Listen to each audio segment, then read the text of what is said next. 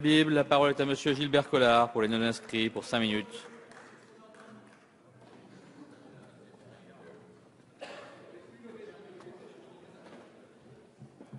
Monsieur le Président, Monsieur le Ministre, mes chers collègues, avoir vos réactions pendant que notre collègue Meyer Habib prenait la parole, on peut difficilement ne pas croire que cette résolution va créer de graves tensions dans le pays.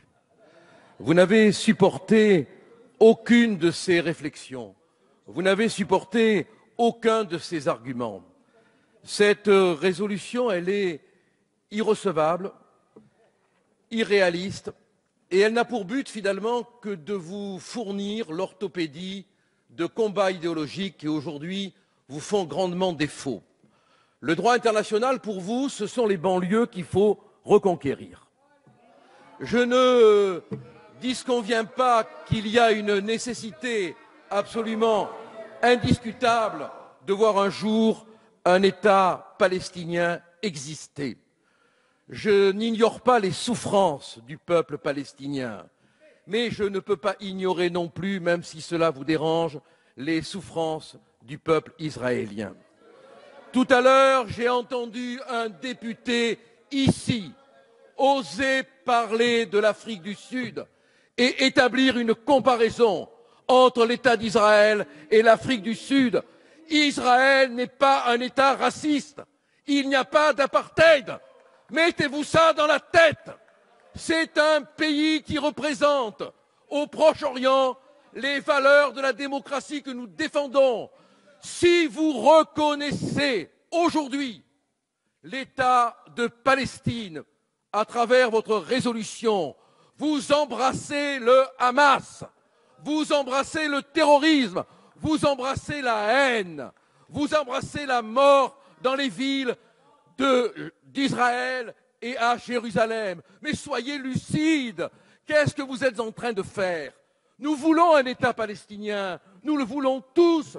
Qui pourrait ne pas en vouloir, mais dans les conditions requises, pas dans ce désordre, pas dans le terrorisme, pas dans la violence, pas dans cette charte qui, en son article 13 et 11, veut éradiquer l'État juif, veut le nier. Comment pouvez-vous accepter qu'on vote une résolution qui donne un panache aux tueurs, aux terroristes? Oui à un État palestinien, pas dans ces conditions. Oui à la paix, pas dans le terrorisme. Mais pourquoi avez-vous besoin, alors que les tensions sont partout, alors qu'il y a de la violence partout, d'attiser encore plus le feu en proposant le vote de cette résolution? Quand on examine l'histoire, de quoi peut-on se rendre compte? Qu'il y a une nécessité évidente de dialogue, qu'il faut que les hommes se parlent. Ici, dès l'instant où l'un d'entre nous évoque des arguments qui vous déplaisent, vous insultez, vous criez, vous voulez empêcher de parler, vous voulez empêcher de nous permettre de développer nos arguments. Mais pourquoi? Qu'est-ce que la contradiction vous fait? Elle vous dérange? Mais écoutez-nous, on a peut-être tort.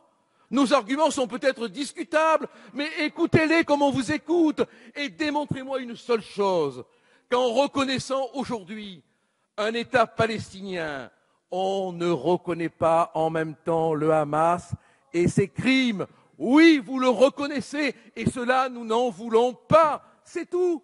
N'allez pas dire que nous ne voulons pas d'un État palestinien, nous ne voulons pas de cette entité pleine de haine, bourrée de terrorisme, qui contamine aujourd'hui, ici, aussi, nos populations des banlieues, qui vous rejettent et que vous voulez récupérer.